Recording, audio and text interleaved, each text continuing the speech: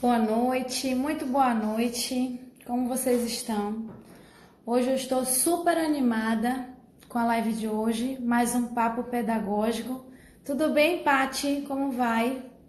Estou super animada que o papo de hoje é com o Dr. Jailson Pinheiro, doutor em educação, neurocientista, onde vai nos trazer um olhar mais próximo da criança, né? A gente vai falar um pouquinho da parte de como funciona o cérebro da criança e como a gente pode usar como educador, né? Aí eu tô querendo saber já como estão os preparativos de vocês, educadores, já estão preparados para voltar às aulas? As aulas lá na escola começam já na segunda-feira, dia 3. Então, nada como uma live como essa, né, com a pessoa tão especializada para a gente começar o ano com o pé direito, né? Minimizando os erros e com mais conhecimento a respeito da criança. Então sejam bem-vindos, fiquem confortável para a noite de hoje, né? Peguem uma água, peguem caneta, papel, porque o professor ele é incrível e tem um jeito de falar, né? Só por ser professor já tem toda a minha admiração. Então ele já tem um jeito que vai ajudar muito a gente nesse início do ano letivo, tá bom? Então me diga aí como é que vocês estão nos preparativos desse início do ano, se já estão tudo ok para segunda-feira começar as aulas, quais as maiores dúvidas relacionadas à criança, à infância, nessa visão tão importante da neurociência, tá certo? O professor Jailson entrou agora, seja bem-vindo. E quando quiser já pode mandar solicitação para a gente conversar, porque assim, uma hora com ele é muito pouco, porque é muito conhecimento para falar, vocês vão participar, quanto maior a participação, a live fica mais interessante, mais interativa, então vocês estão convidados a mandar as dúvidas, mandar a pergunta, para a gente ir tirando no decorrer da nossa live, tá certo? Essa é a segunda live desse ano, que é o Papo Pedagógico, onde a primeira a gente falou sobre matrícula escolar. Então espero que vocês já estejam com a escola que desejam do filho, já estejam matriculados e já estejam se preparando para o início do ano. Tanto os pais quanto educadores, para a gente começar o ano já dando importância àquilo que realmente vale a pena, que é a educação da criança, que é o desenvolvimento dela, que é o respeito a essa infância. Então, primeiro a gente precisa conhecer, se apropriar para poder colocar em prática na sala de aula, né? Para a gente colocar em prática os pais em casa e entender o que acontece na mente da criança. Deixa eu ver aqui, eu acho que o doutor Jair Pinheiro já mandou a solicitação. Vou aceitar rapidinho, porque né? Vocês me têm aqui toda quinta-feira, então hoje a gente vai aproveitar e sugar bem desse nosso convidado especial. Boa noite, doutor Jailson, tudo bom? Boa noite, tudo em paz? E vocês? Tudo bem, olha, a gente está muito feliz, a Escola Pampédia, em receber alguém assim tão especializado e com tanta paixão no que faz, né? Um professor que a gente admira e honra para poder falar de Que um tema bom. tão relevante, né? Porque a gente precisa desse Ó, conhecimento, a gente precisa aham, compartilhar isso daí. É uma carência, como a gente estava conversando, perfeito. da faculdade, é uma carência da formação do professor, Uhum, esse olhar para o emocional, esse olhar para a criança com conhecimento cerebral, da plasticidade cerebral, tudo isso a gente precisa aprender um pouquinho hoje. Então, eu peço que você perfeito. se apresente e fique à vontade aqui, tá? A live é toda sua. Ó, que é isso, a live é nossa. Inicialmente agradecer o convite honroso.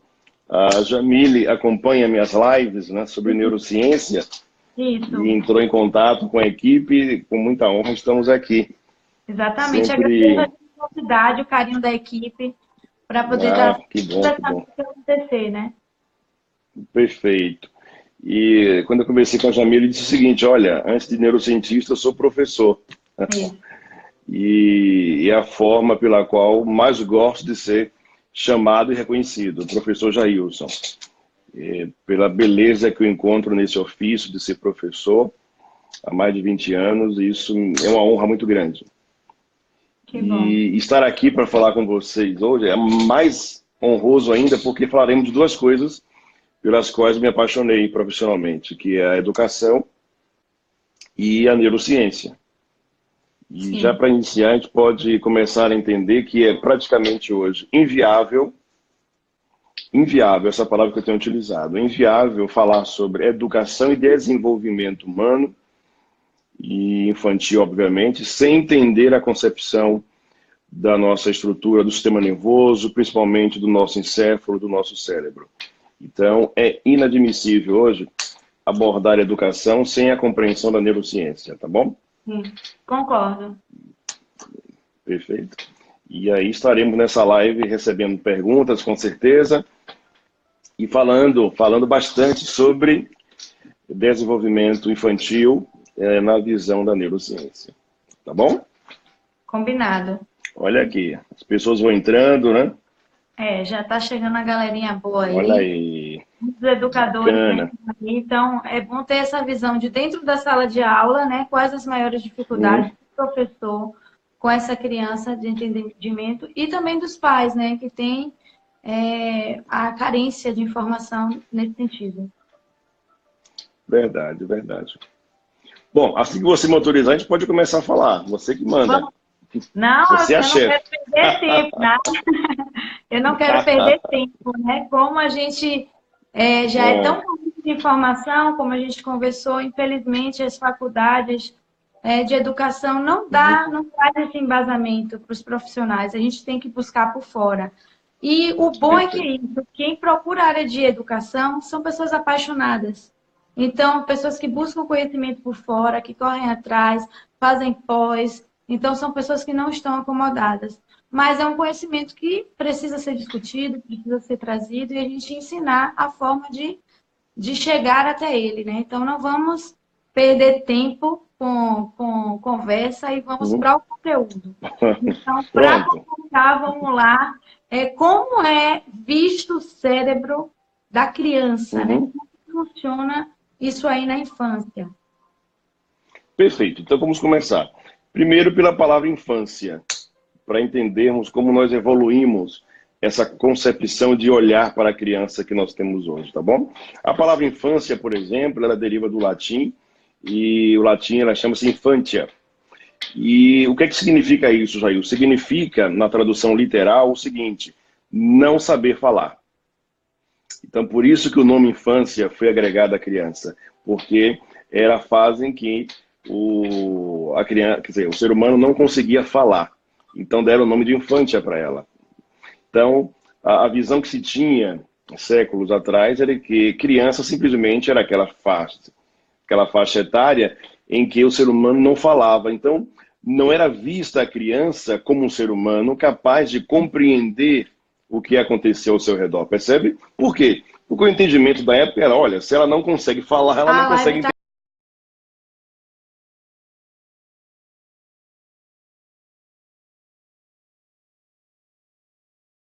Caiu aqui, travou. Vocês estão me vendo? Travou, agora tá ok, tô te vendo. Travou. Eu também tô te vendo. Qual foi a minha, será? Percebe aí. Pergunta aí se estão conseguindo nos ver direitinho. Continuar me vendo ou travou? Pronto, já tá vendo, já tá ok, já recebi. Tá vendo? Então vamos lá. Então vou voltar aqui um pouco. Parece que travou aqui. Então eu estava falando que a palavra infância, ela deriva do latim infantia, que na tradução literal significa não saber falar. Então eu estava explicando que a criança era vista, séculos atrás, como um ser humano que não entendia e não compreendia nada porque não sabia falar. Então era vista como um ser completamente limitado, né? Então daí surge a psicologia, surge abordagens buscando o desenvolvimento, a compreensão do desenvolvimento humano e começa a trazer informações do tipo, olha, essa criança que não sabe falar, parece que ela tem uma percepção interessante da vida, do mundo, e parece que ela compreende tudo que está ao seu redor. Tá? Então, quando você pergunta para mim como é então este cérebro, este encéfalo da criança de hoje. Então, hoje o patamar tecnológico que nós chegamos, de investigação científica, a neurociência hoje já tem provas concretas para dizer o seguinte, olha, esta criança que antes era vista como ser que não sabia falar, essa criança ela não aprende depois que nasce. Esse foi um grande achado da neurociência. A criança, ou seja, o ser humano, ele começa a aprender ainda no ventre da mãe. E isso muda tudo, né? Isso muda tudo.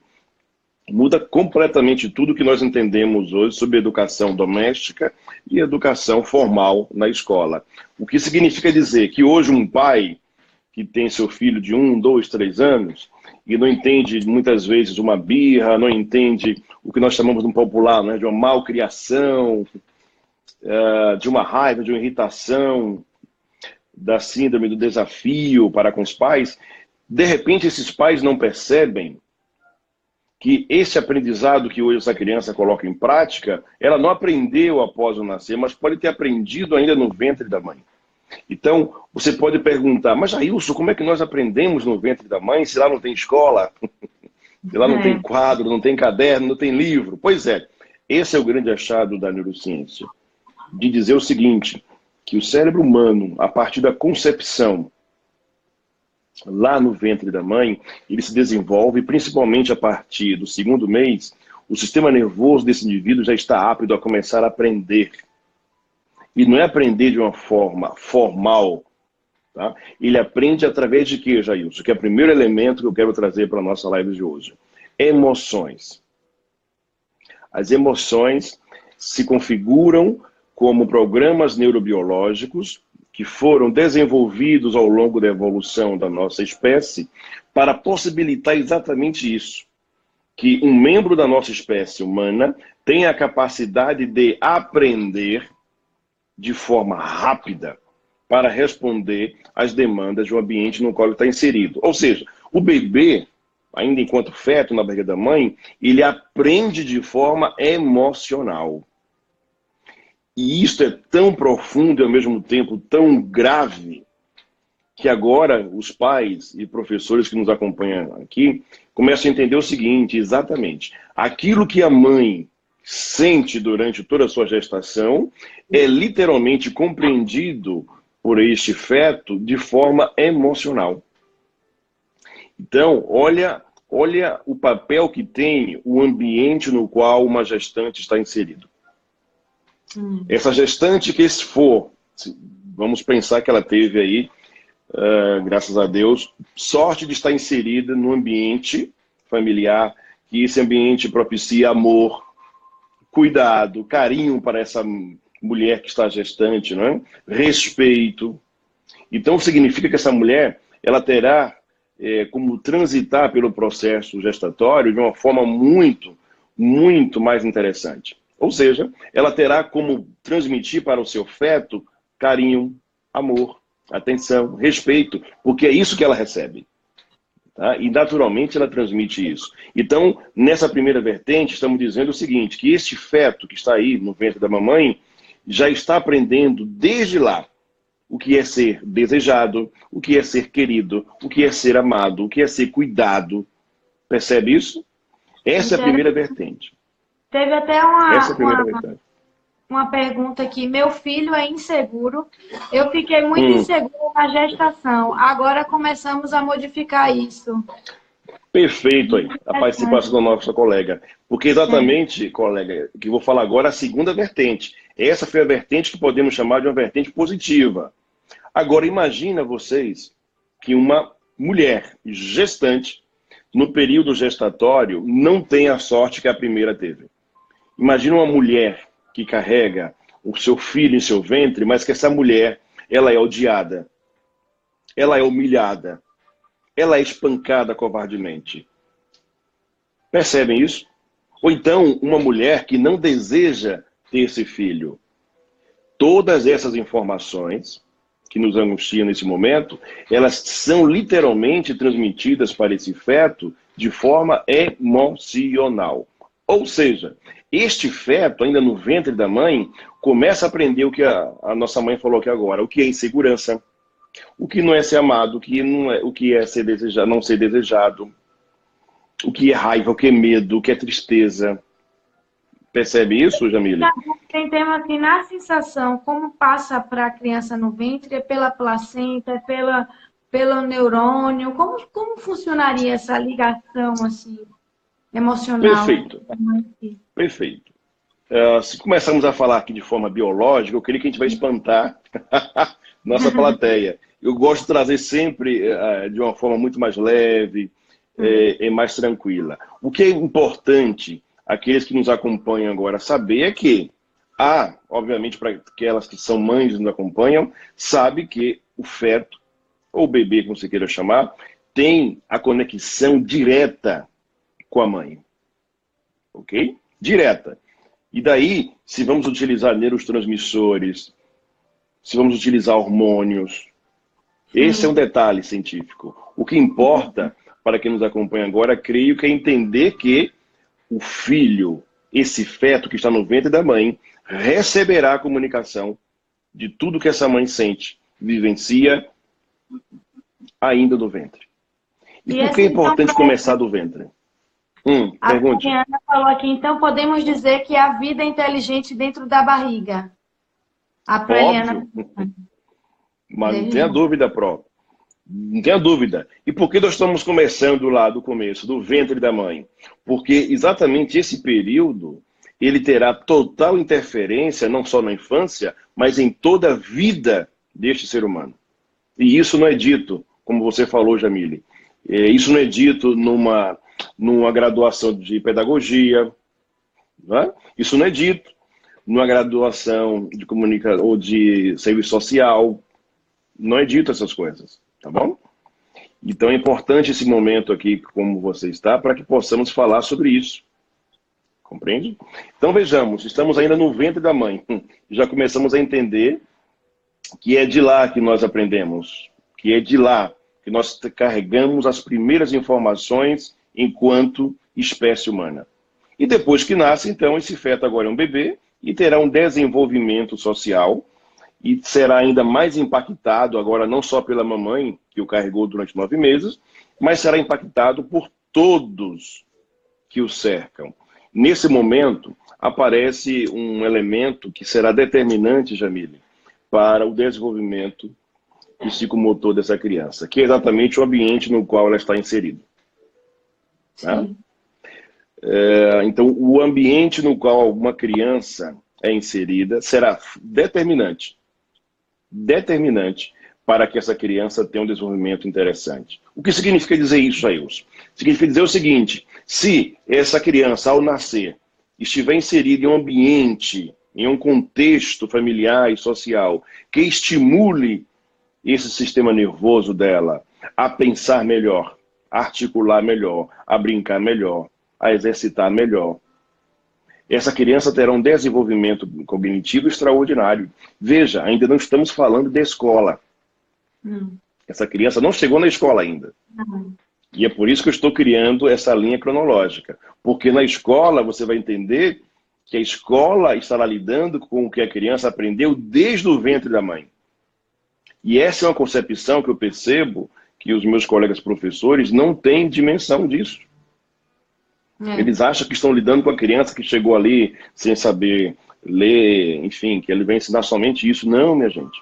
Essa criança já carrega consigo, em seu sistema nervoso, informações importantíssimas que aprendeu de forma emocional desde o ventre da sua mãe. Então, como eu disse como exemplo, uma mãe, um pai ou uma professora pode não compreender um comportamento de uma criança achando que essa criança aprendeu a fazer aquilo naquele momento. Compreende? Essa criança não obedece. Essa criança irrita. Desafia. Por que será isso? Desafia. Então, como eu já falei aqui, no popular nós falamos, essa criança é mal educada, é mal criada. Na concepção neurocientífica, não. Essa criança, ela assimilou informações em algum momento e agora está externalizando isso, utilizando o comportamento. Percebem? Isso é muito então, perceptível, visível na escola, porque a gente vê uma criança com a demanda emocional tem dificuldade de aprendizagem. No ano passado, a gente teve uma aluna que veio de uma outra escola que sofreu bullying. E aí, quando a gente trabalhou, aí se sentia insegura, se sentia feia. E quando a gente foi trabalhando a estima, trabalhando as emoções dela, que ela ficou forte, basicamente ela aprendeu sozinha a ler. E a mãe desesperada que ela não aprendia a ler. Então, não foi aprender a letra em si que trouxe o aprendizado. A gente teve que trabalhar com ela o bullying, a estima, a segurança. Perfeito. E aí, sozinha, sem apresentar, ela conseguiu aprender. Então, é bem visível na escola isso daí. Ótimo. E agora que bom que você visualiza isso na sua escola, com seus professores. Porque agora você vai começar a entender o seguinte. Jailson, o que leva, então, o cérebro de uma criança a não aprender? Para quem já foi meu aluno, eu sempre explico o seguinte. O cérebro, ele foi feito para aprender. Né? Aprender faz parte da estratégia de sobrevivência da espécie humana. O que significa? A natureza evoluiu bilhões de anos e trouxe a seguinte concepção. Meu amigo, minha amiga, se você quer sobreviver, você precisa estar apto a aprender coisas. Senão você não vai evoluir e você fica para trás e é comido por algum bicho ou é superado de alguma forma. Percebe? Então, eu costumo dizer o seguinte em sala de aula. Não existe cérebro que não aprende. Porque ele foi feito para aprender. Jailson, mas ele não está aprendendo. Então, vamos à investigação. Ok? Essa é uma parte interessante. O que eu tenho visualizado, Jamile, viajo muito por esse país, várias escolas, cidades, e o que eu tenho visto muito, escolas, redes municipais, enfim, o sistema educacional como um todo, carimbando crianças com síndromes que não possuem. Tá? Então, crianças que dizem que têm dificuldade de aprendizagem, enfim. E eu digo, gente, para você dizer, afirmar, escrever que uma criança possui dificuldade de aprendizagem, não é olhando para ela. Okay? Isso é investigação científica. Compreende? Não é o meu olhar que vai fazer isso. Então, isso precisa ter muito cuidado. Mas tem síndromes? Tem síndrome, sim, claro que tem. O que eu quero lhe dizer que é a diferença de ter algum conflito emocional gerado nessa criança para uma síndrome, há um abismo enorme nisso. E como as pessoas não sabem, sai carimbando as nossas crianças com síndrome por aí. Então veja só, você pergunta, o que é que leva uma criança? Vamos supor que ela não tem uma síndrome de fato diagnosticada cientificamente. O que é que leva uma criança a não aprender? E te digo de cara, duas emoções primárias da espécie humana interferem diretamente no processo de aprendizagem. A primeira dela é o medo. Ok? O medo, ele tem a característica de, ou literalmente, fazer a criança desenvolver, ou bloqueá-la. Então, por mecanismo biológico, nós não podemos fazer duas coisas ao mesmo tempo. Sentir medo e aprender. Percebe? Porque, biologicamente, o medo foi desenvolvido em nossa espécie para reação, para sobrevivência. Então, eu dou um exemplo muito prático e bem-humorado, que é o seguinte.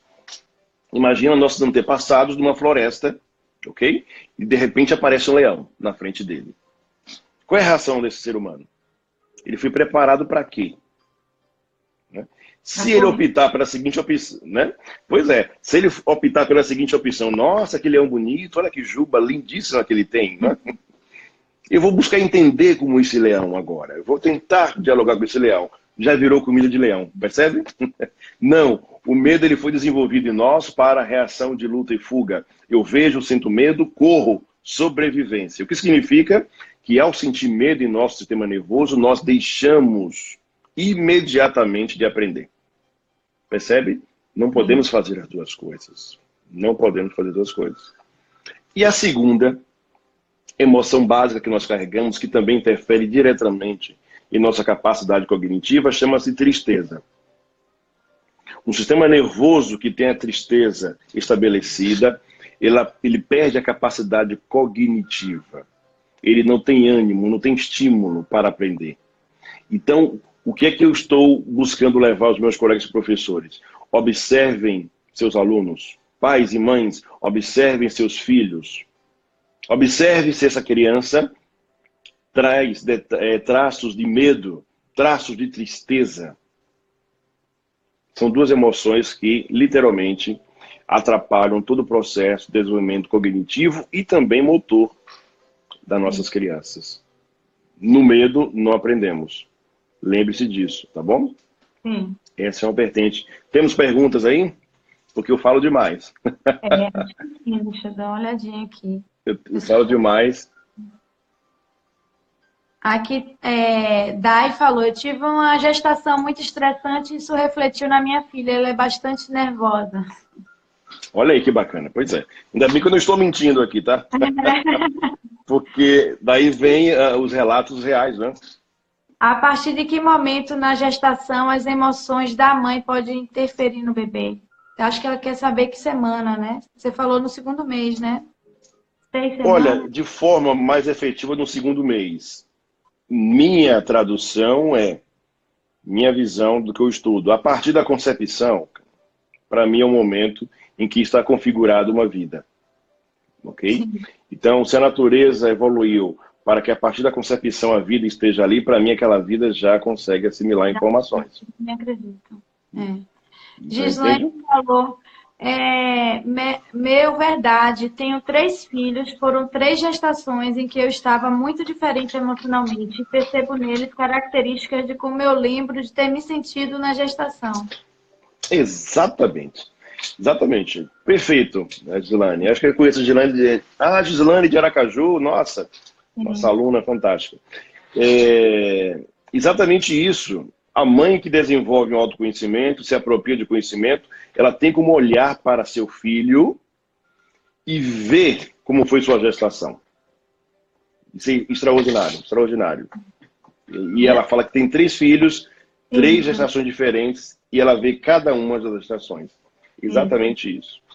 Manda mais perguntas. Tu falou que é mais fácil pré-diagnosticar, infelizmente. Ah, sim. Carimbar, né? Isso. Mara Flor falou, me indiquem exemplos de como trabalhar as competências socioemocionais em sala de aula. Ela está querendo uma prática. Pronto, fantástico. Você tem que entender o seguinte, nós somos seres emocionais, tá bom? A espécie humana, que é uma vertente que a neurociência, graças a Deus, conseguiu derrubar. Até o final da década de 80, mais ou menos, nós éramos vistos como uma espécie especificamente racional. Todos nós aqui aprendemos, né? Que nossa geração passou pela escola formal, aprendeu lá o seguinte, nós somos seres racionais, não é isso? E os outros seres são o quê? Irracionais. Hoje, os animais dão aula de humanidade para nós. Percebem isso? Então, isso foi, na verdade, um equívoco ao longo da história da humanidade. A ciência só conseguiu olhar para essa vertente, mas a neurociência veio trazer isso de uma forma muito enfática e definitiva. Biologicamente, nós somos uma espécie emocional. Não é a razão que move a espécie humana, é a emoção que move a espécie humana, ok? Então, quando a professora pergunta como eu posso fazer isso, é uma pergunta interessantíssima. Por quê? Se nós somos emocionais, de que jeito é que estamos lidando com nossos alunos em sala de aula, se não pelas emoções? Percebe? Sim. Então, quando se fala em competências socioemocionais, tem muito a ver com o que a BNCC traz e colocou em seu documento, que é praticamente pedindo para que se faça o que deveria sempre ter feito. Ok? Então, como é que se trabalha questões socioemocionais? Buscando atividades lúdicas que criem vínculos entre essas crianças. Não é? Entre as crianças, entre aqueles que compõem toda a estrutura da escola. Isso é óbvio. Isso é muito óbvio. Uma das orientações que eu quero deixar aqui, prática, já que parece que a professora queria algo prático, é o seguinte. Uma criança, enquanto ser humano, só irá desenvolver competências socioemocionais se antes ela tiver e desenvolver o que chamamos de autoconhecimento. Compreende? Eu só consigo lidar melhor com o outro quando eu me conheço melhor. Um dos primeiros passos, e principalmente da educação infantil, que eu queria deixar de orientação aqui ensine as crianças a terem a percepção corpórea. Ensine as crianças a entenderem como respiram. Usem a respiração como forma de mindfulness, como forma de meditação. Exercício bem prático. Deixe essas crianças deitarem no chão, peça para fechar os olhos e peça para essas crianças acompanharem a respiração. Como a criança precisa de ludicidade para se concentrar, pede, por exemplo, para ela se concentrar na barriga dela, subindo, descendo. Percebe o que acontece quando ela enche os pulmões, a barriga sobe, quando ela libera a barriga desce. Esta simples, mas impactante atividade está levando ao sistema nervoso dessa criança a desenvolver o que chamamos de autopercepção. Sim. Ok? Então, quando a criança começa a desenvolver isso, olha meu corpo, olha como eu literalmente funciono, olha como eu vivo, ela começa a entender que o outro é exatamente igual a ela.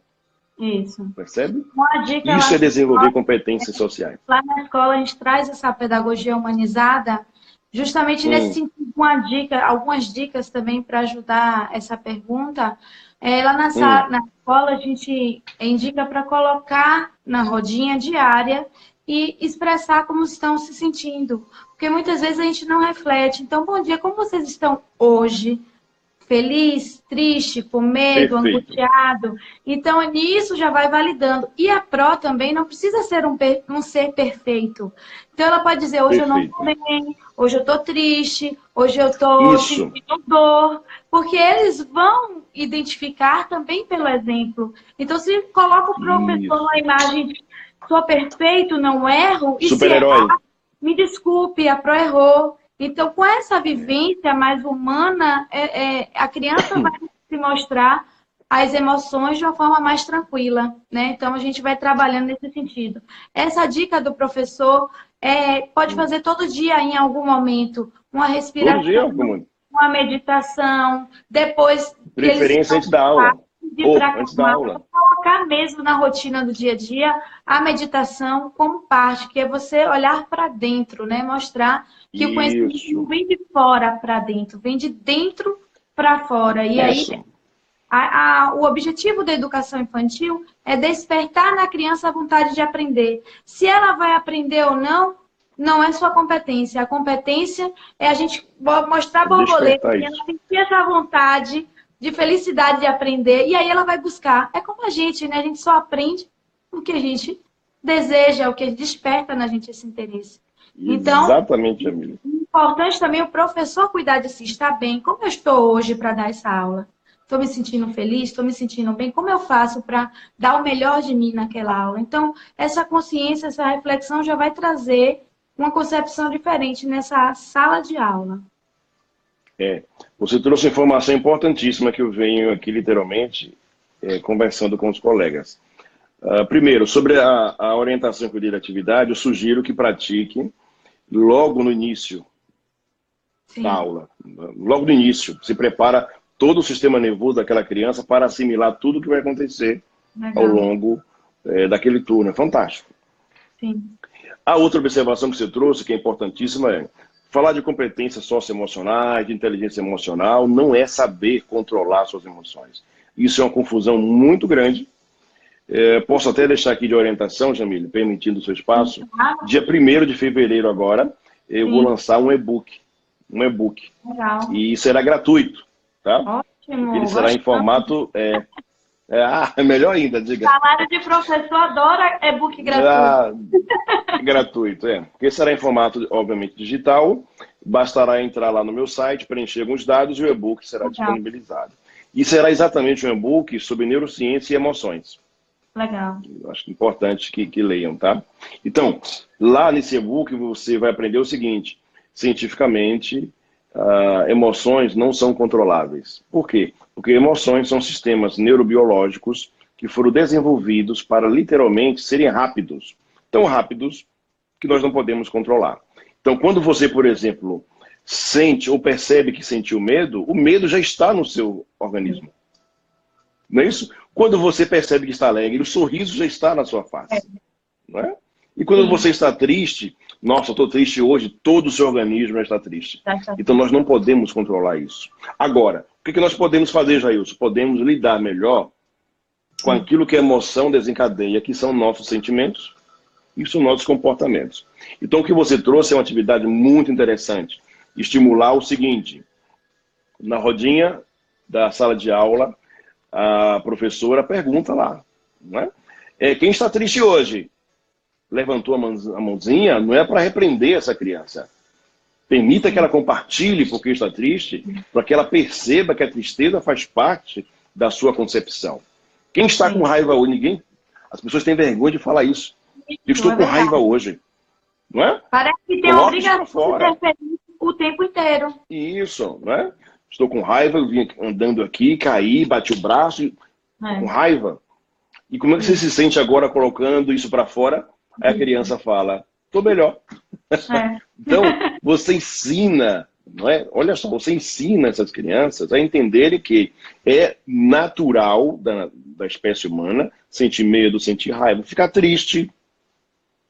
Percebe isso? Sim. Então, é dessa forma que nós desenvolvemos essas crianças, ou nessas crianças, suas habilidades socioemocionais, não é escondendo delas que elas são emocionais. Não é? E o professor também, não estou bem hoje. Isso. Tá? Minha filhinha está doente, estou preocupada, mas eu estou aqui com vocês. Sim. Isso se chama responsabilidade. Olha, a criança começa a entender. E como eles cuidam, né? Lá na escola a gente coloca eles para alimentar os peixes, então é responsabilidade deles o cuidado com o peixe, então eles já criam esse senso de pertencente ao meio. Então elas gostam muito quando, olha, para hoje está com dor de cabeça, eu quero que vocês me ajudem hoje nessa aula. E aí eles cuidam, que é água para fazer um carinho, e nenhum conteúdo vai trazer isso que você está dando para ele. É a oportunidade dele cuidar, dele ajudar, dele trazer, né, esse sentimento bom de ser útil para a sociedade. Perfeito, exatamente isso. Exatamente isso. Então, veja só, duas coisas graves que nós, sem percebermos, ensinamos aos nossos filhos e nós, professores, ensinamos às nossas crianças, que é o seguinte: primeiro, que elas não podem transmitir suas emoções. Né? Sem perceber, fazemos isso. Né?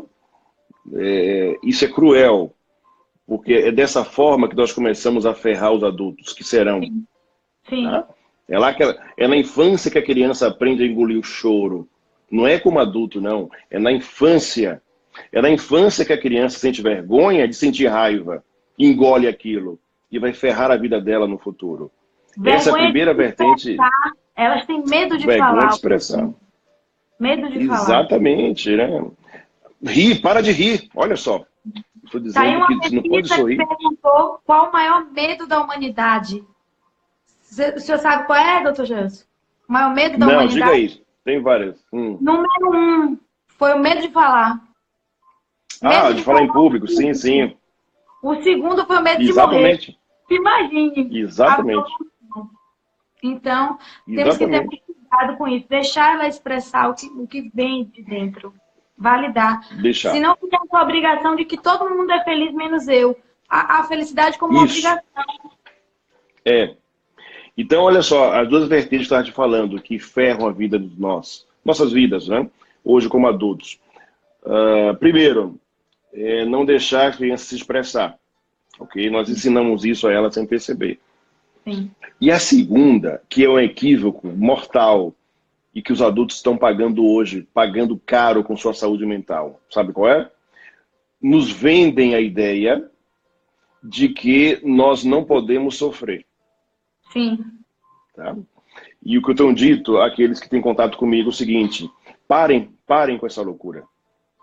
Porque o sofrimento faz parte da nossa concepção. Sim. Não é optativo para o ser humano sofrer ou não sofrer. Não existe a possibilidade de sofrer ou não sofrer. O sofrimento, ele faz parte da nossa concepção humana. O que tem ferrado a vida das pessoas é o seguinte: por acharem que não pode sofrer, sofrem caladas. Sim. E ao sofrer caladas, engolirem o que queriam colocar para fora, estão ferrando sua sanidade mental, sua saúde mental e, consequentemente, sua saúde física. Estamos dopando as pessoas lá fora. Sim. para sobreviver a esse mundo louco. Então, por que hoje nós não queremos ou não podemos sofrer? Porque nós não aprendemos isso na infância. Não Verdade. aprendemos a lidar com isso quando deveria. Entende, Jamile? Sim. E daí, quando as emoções não são compreendidas pela mente, vai entrar uma vertente que é importantíssima para a educação infantil, que se chama comportamento. Como a criança ainda possui o seu córtex pré-frontal ainda não desenvolvido adequadamente, então todo o sistema emocional, que é o sistema límbico, toma conta da fase da infância. O que significa que a criança não vai se comunicar com o adulto, com o pai, com a mãe, ou com o professor e com a sua escola de forma formal. Entende? Ela vai usar o comportamento como meio de comunicação. Então, a noção e os movimentos corporais são fundamentais para a percepção da criança. É a criança que fica calada, é a criança que não brinca mais, é a criança que não se expressa adequadamente. Ou seja, o sistema nervoso dessa criança está utilizando a sua linguagem corporal como meio número 1 de comunicação. E daí nós não sabemos disso. Nós só achamos que ela está calada, que ela está quieta, que ela está sem ânimo, mas é o sistema nervoso gritando por socorro, pedindo ajuda. Sim. E nós não compreendemos isso. Tá? Verdade. Vamos lá, tem mais dúvidas?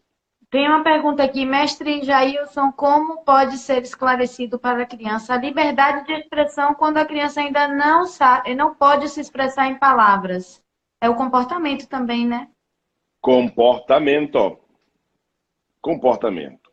Maria Montessori Vejam fala só. muito sobre essa visão educadora, que a gente tente, a fase que a criança não fala, podar o comportamento. Então, a gente bota tudo no alto para a criança não pegar, mas biologicamente a criança está pedindo na fase sensível para pegar nas coisas. E a gente não permite ela se expressar com o corpo, né? Colocar na boca, morder, cheirar, apertar, mexer, quebrar as coisas. Exatamente. Então, é isso. Na inabilidade da fala, é o corpo, o meio de comunicação do bebê, né, da criança. E isso é evidente. Se comunica pelo corpo. Ela quer pegar tudo, quer colocar na boca, quer quebrar para ver o que é e entender esse processo. E essa é a liberdade. Então, como desenvolver a capacidade cognitiva que levará à fala, por exemplo? A criança que não teve necessariamente suas habilidades motoras desenvolvidas terá também sua fala comprometida. Sim. Né? A criança que não foi dada a ela a oportunidade de conhecer os espaços, os ambientes. O ambiente é importante. Né? Estamos, como dizemos aqui na Bahia, atrofiando essa criança, atrofiando este cérebro. Né? Então, o que é que eu tenho percebido, Jamile, ao conversar com pais e professores? Eles não compreendem isso que estamos aqui abordando, na sua maioria, claro, né? Muitos estão correndo literalmente a buscar conhecimento. Mas entendam, muitos não têm esse acesso e daí eles acham que a capacidade de aprendizagem de uma criança vai cair do céu. Sim, muitos acham. Né? Eles pensam assim, não, vou colocar na escola de Jamile e vai aprender tudo. Vai fazer ela aprender. Exatamente, exatamente. Quando, na prática, uma criança pode chegar já na escola, não importa se ela é pública ou privada, essa criança pode chegar já na escola com todo o seu sistema nervoso comprometido para desenvolver seu sistema motor e cognitivo. É uma criança que vem carregada de limitações emocionais, é uma criança que não sabe se expressar através do corpo, é uma criança que não teve liberdade de brincar, de gritar, de chorar quando preciso. Compreende isso? Então, o contexto que envolve isso é muito... A gente vê na educação a limitação disso. Então, quando a gente coloca a criança na escola, a gente vê as crianças chegando criativas, se expressando, emotivas e tal, e vai podando a forma da educação padronizada, de querer que as crianças sejam iguais. Então, elas vão parando de serem individuais, de serem únicas, de serem singulares, né, para se tornar aquele comboio. Então, isso é muito preocupante. Né? A gente tem que valorizar essa diversidade. Então, você tem uma turma, para os professores que estão acompanhando aí, sabe que tem um objetivo a ser alcançado do grupo, mas cada um é um. Muito cuidado com cada criança. Então, um vai ser bom em matemática, o outro em português, o outro vai ser bom em artes, e tá tudo bem. Então, a gente só precisa ajudar cada um a vencer sua dificuldade e a desenvolver sua habilidade, né? O que importa é ela ter um ambiente que favoreça isso. Mas padronizar, tentar impor a educação, tentar fazer com que eles sejam iguais para atingir o mesmo objetivo, eu fico muito preocupada, porque viram aí adultos que não gostam de ler, não gostam de estudar, têm aversão à escola, vivem querendo sair da escola, né? Porque tem que estar todo mundo sentado, tem que estar em silêncio. Gente, aprendizagem em silêncio, se você falar, sem você se expressar, levantar a mão, tirar suas dúvidas, né? Então, vamos fazer a nossa sala diferente. Então, todo mundo está assistindo essa live já vai sair com esse compromisso, hein? Na sala de aula, vamos ser diferentes da criança, tá bom? Isso. Uma outra estratégia que eu gosto muito é o professor em sala de aula, toda atividade que ele executar e colocar em prática, ele sempre buscar trazer o cunho emocional. Identificar o seguinte: o que é que vocês sentem? O que sentiram ao praticar isso? O que sentiram ao brincar de rodinha agora? Né? Ou seja, começa a nomear sentimentos. Sim. Tá? Né? Que emoção você sentiu agora, nesse momento? Isso é importantíssimo. Porque daí, Jamília, algo muito profundo acontece. Que eu já vivenciei em escolas infantis, principalmente da rede pública, que eu visito. E eu faço uma brincadeira muito básica, né? A professora está ali fazendo atividade, depois eu entro de forma lúdica e pergunto isso, né? O que vocês sentiram agora? E é surpreendente como, claro, as informações vêm das emoções interessantes. Ah, senti alegria, estou alegre e tal. Mas também vem coisas profundas do tipo, né? Medo. Né? Nojo. Tá? Então, são as referências emocionais que aquela criança tem. Entendam isso, professores. Não é vergonhoso ela sentir medo ao brincar com você, não. Ela está querendo dizer para você o seguinte: aqui dentro de mim, eu tenho aprendido muito mais medo. Eu tenho sentido medo, sabe lá onde, na casa da mamãe, do papai, da vovó, junto. Percebe isso? Sim. Por que eu trouxe esse exemplo, Jamília? Estou literalmente assumindo o ofício de levar as pessoas à compreensão de como o sistema nervoso do ser humano está perfeitamente apto a se comunicar com o mundo, mesmo sem palavras. Tá? Esse final de semana agora estava numa formação aplicando para hipnoterapeutas, dizendo exatamente isso, ensinando eles a lerem os sinais do sistema nervoso. Então, professor, estejam atentos aos sinais que o sistema nervoso dos seus alunos tem a lhe dizer. Pai e mãe, estejam atentos, porque esta criança possui um sistema nervoso, assim como o nosso, que evoluiu bilhões de anos e que sabe e percebe tudo. Sim. Tudo. E repito, como eles não têm, rápido, só para fechar, como eles ainda não têm a capacidade cognitiva do córtex pré-frontal para desenvolver um discurso e explicar o que está sentindo, percebendo, eles usarão o comportamento. Eles usarão o comportamento que vai trazer para você inquietação, que vai te desafiar, que vai te incomodar, porque é exatamente isso que ele quer. O sistema nervoso quer dizer que ele não está bem. E é assim que teu filho, e é assim que teu aluno vai se comportar. Ô, Jamile, perdão, diga aí. Não, eu fiquei na dúvida, assim, é real a neuroplasticidade do cérebro da criança? E se a gente faz algo de errado, digamos assim, com a criança, até que idade a gente pode consertar? Porque, tipo assim, eu tive a gestação conturbada, meu filho é nervoso, chora.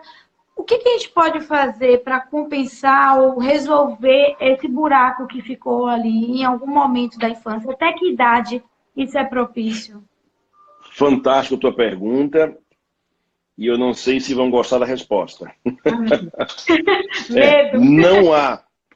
É complicado. Vamos lá. Não há forma compensatória para o sistema nervoso. Tá? O que significa que eu não posso chegar aqui e agredir Jamile e daqui a pouquinho fazer um carinho em Jamile. O sistema nervoso registrou a minha ofensa para você. E já era. Percebe isso? Já era. Então, não adianta, por exemplo, um exemplo bem pesado, não adianta um pai ou uma mãe ou qualquer pessoa espancar uma criança, depois se arrepender e dar um beijinho, dar um brinquedo, o sistema nervoso registrou aquele momento. Só há uma forma que eu vejo hoje de ajudar uma pessoa que passou por um processo traumático como esse, ou na infância, não importa o que faz da vida, que se chama terapia. Se chama terapia. Por quê? Porque a informação está lá no sistema nervoso e nada vai retirar aquilo. Nem a terapia. Nem a terapia. Né? Isso. O que a terapia faz? Ressignifica. Dá um novo significado. E colocou mais peso ainda na nossa profissão. Que responsa, hein? Isso. As infantil, como deveriam ser mais valorizadas, hein? Imagina só. Que responsabilidade. Isso. A fase infantil, que antes era desprezada, com o advento da neurociência, começa agora a ter o seguinte olhar. É na fase infantil que se define o adulto. Antes era o contrário, né? Espera você crescer que você vai melhorar. Sim, Espera você crescer que você vai mudar, não era isso? Hoje nós entendemos que na fase adulta, simplesmente repetimos padrões que adquirimos desde o ventre da mamãe. Isso para colocar mais pimenta na conversa, e isso sem falar da epigenética, que é a vertente da neurociência que vem discutindo e pesquisando como o nosso DNA carrega limitações e traumas de outras gerações nossas. Né? O que significa que eu, você, todos nós podemos estar trazendo em nosso sistema nervoso limitações, traumas que sequer vivemos, mas estamos sentindo hoje. Imagina só. Tá? Os traumas transgeracionais é algo profundo. Então nem queremos entrar nessa vertente agora. Que responsabilidade. Que é bem... Que responsa. Agora, o contraponto aos traumas, eu queria saber a função da afetividade. Como funciona a afetividade no cérebro da criança? Perfeito. Vamos lá. Nosso tempo, olha, já incrivelmente já são 8. É um horror. Vamos parar esse tempo. Parte 2. Tem parte 2. Eu me coloco à disposição, se quiserem, para continuar isso em outro momento. Vamos lá. Antes, a própria psicologia, a própria pedagogia via a afetividade como uma opção. Tá? Eu passei por uma universidade e lá era isso. A afetividade era dito como se fosse algo assim opcional, que é interessante ser efetivo lá dentro, trazer afetividade para a sala de aula. A neurociência vem derrubar tudo isso e dizer algo mais profundo, que é o seguinte: a afetividade, ela não é necessariamente opcional, não. Ela é definitiva para que o sistema nervoso aprenda alguma coisa. Então saímos do patamar de ser algo, de atividade ser algo bonzinho, que pode ser afetivo ou não, para necessidade. É necessário existir afetividade para que um sistema nervoso aprenda qualquer coisa. Aquilo que eu falei lá no início da live. O sistema nervoso não aprende perante o medo. Aí você começa a compreender isso. Então a criança que se chamada, ela vai ter uma facilidade de aprendizagem muito grande. Sim, sim. E falando de professor, quando o sistema nervoso da criança identifica que o professor possui um desejo para com ela, um desejo para o seu desenvolvimento, uma conexão para evoluí-la, um carinho, o sistema nervoso dessa criança evolui de forma extraordinária. É como se ela olhasse para você, professora Jamile, identificasse o seguinte: nossa, eu posso confiar nessa pró. Ela me quer bem, e por isso tudo que ela conseguir transmitir para mim, eu vou assimilar. É assim que o sistema nervoso lê isso, compreende? Impressionante. Impressionante. A afetividade é fundamental para esse processo. Eu estou preocupada com o horário, quero gravar, o pessoal está pedindo para a gente tentar salva essa live. Então, eu vou. Quem tá pelo professor Jailson, por favor, segue a Escola Pampédia. Eu vou deixar disponibilizado lá por 24 horas. Vou tentar depois salvar para outro programa e enviar para o professor também. Isso. Pra gente continuar. E na escola tem vários profissionais que a gente vai ter nesse papo. Então, é sempre bom compartilhar esse tipo de informação. Gostaria de agradecer a generosidade, a disponibilidade por estar com a gente hoje. Agradecer a cada um que ficou aqui. Um papo que poderia levar muito tempo mesmo, mas que é importante, pelo menos esse primeiro passo que nós demos, tá bom? Quem é da escola, segue o doutor Jailson Pinheiro. Que segue aqui, Jailson Pinheiro. Ele tem muita live dia de segunda, eu mesmo assisto todas, com conteúdo toda segunda-feira, 20 horas. Professores traz. Ele também vai fazer um curso. Divulga o curso rapidinho, professor. Será o curso de neuroeducação. Neuroeducação. Então, eu já estou colada aí para vocês. Fiquem de olho nas redes sociais. A gente vai divulgar na escola também. Vamos divulgar. Pronto. E aí, a gente vai falando mais. Obrigada. Beijo grande, gente. Boa noite para todo mundo. Até a próxima. Tchau, tchau. Show de bola. Tchau, tchau.